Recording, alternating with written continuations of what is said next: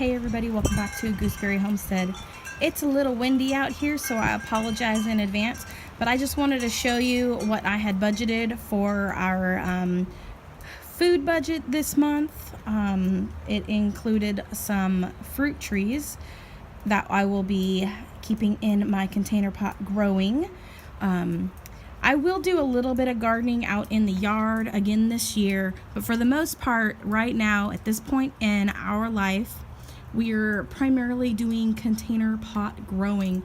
And one day I'll have a full-on like gooseberry and elderberry type patch and stuff, but that goes along with my name, Gooseberry Homestead.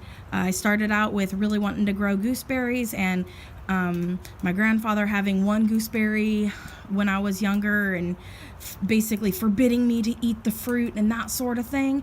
And ever since then, it just kind of stuck with me. And so when I finally got my first gooseberry plant, it was a dessert gooseberry, which I grew my gooseberries that I have over here from seed and from the very first gooseberry that I had. And so I am really happy to have those gooseberries, and I've been able to share a lot of the plants that I grew from seed with other people, and I have told them how to propagate and that sort of thing so that they can have more gooseberries. And since the gooseberries that I had gotten were the variety that is a dessert gooseberry, they're on the sweeter side, and so I love gooseberries now.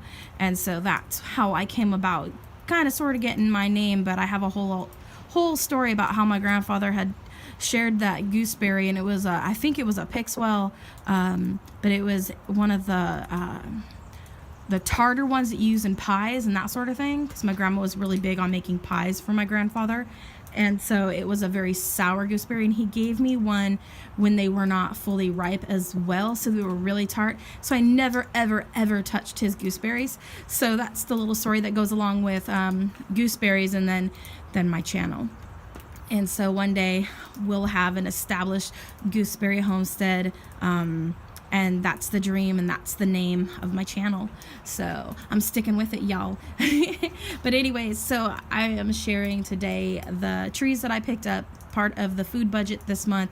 I had been calculating this in for months now, and how I was going to be getting some fruit trees to put into my container pots. And so I will be moving things around, and I'm expecting a grafting tool soon that I will be grafting my apple trees that I grew from seed onto my apple tree that I got. And so I plan to do kind of like a Franken apple tree where I have different varieties on it, but I won't be grafting a whole lot this year.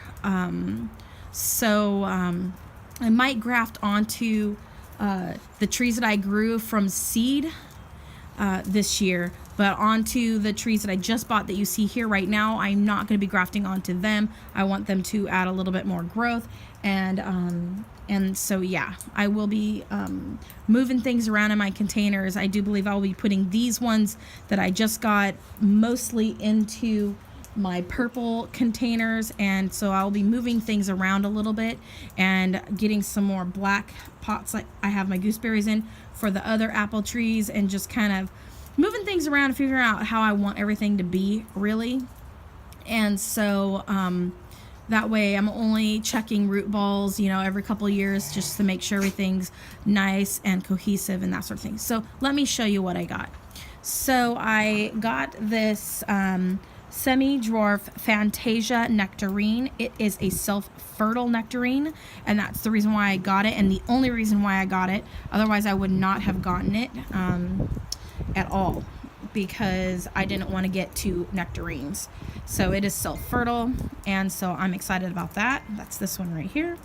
And then right here I got a semi-dwarf frost peach, and there was a broken limb to another variety that was just there, and it was like almost completely off the other tree, so I grabbed it just to mess with, see if I can graft it onto this peach tree. But it I can't remember the variety, but I think I'm wanting to say Imperial Peach or something like that. But I do have a I did take a picture of the one that it was dangling off of. So anyways, I have a limb that I'm going to graft onto this peach tree this year. So that's going to be probably one of the only ones that I'll be grafting onto one of these trees that I just purchased.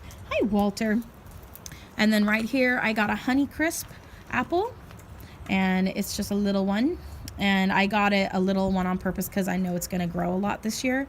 And so, yeah. And I will be keeping these all about 6 feet in height because I'm short and I don't want to get a ladder. And so that's the goal. So container pot growing is perfect for me.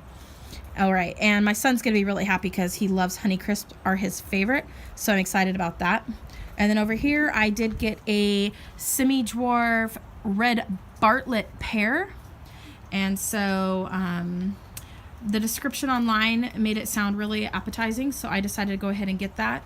And then this one right here is a apricot, and it is a gold, it's also a semi-dwarf, and it's gold caught apricot. And so I'm not exactly sure of, it's, yeah, semi-dwarf gold caught. And so great little tree. I love apricots though, so and it'll go great with my other apricot trees that I have over here. And then one more tree, and this is a cherry, and I got a Rainier cherry. So here's the Rainier cherry, and I eventually plan to graft on the cherry trees that I have in here onto this cherry tree. And the reason why I got these semi-dwarf cherry trees and the other fruit trees is because I have these other varieties of trees that I have grown from seed. I'm out here and it's raining, you guys, and I wanted to start grafting and graft what I've grown and put them onto my trees that I have, so I can kind of condense down, because right now I have too many apple trees. And I do plan on keeping one of the apple trees that I grew from seed. The rest of them I'm planning on grafting onto my Honeycrisp. So anyways, and then the columers, I'm just leaving them like they are because they're a certain style of tree. They're not like the other apple trees. Are actually designed to be columnar growing type trees. So those ones I won't be grafting onto, at least not anytime soon. I might try later on, but right now I really don't want to, because it's a certain type of tree and they only grow in a certain way. And if I add a different variety of apple tree that is more like your standard apple tree, I would be afraid that it would grow incorrectly on the tree and damage the columnar style tree, because it's a complete different type of variety. But anyways, you guys, that's it for today. Get on down. I found these ones at Costco, and they were only $13.90 something a piece, you guys.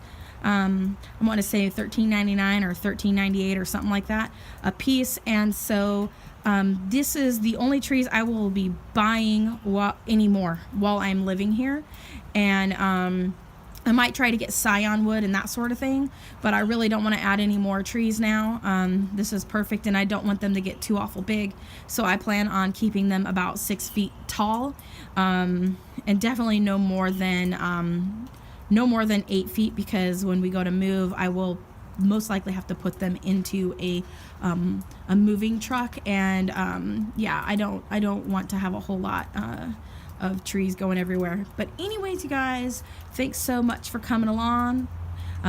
Comment, like, and subscribe, and click that bell button. And as always, have a wonderful day, and God bless. Bye.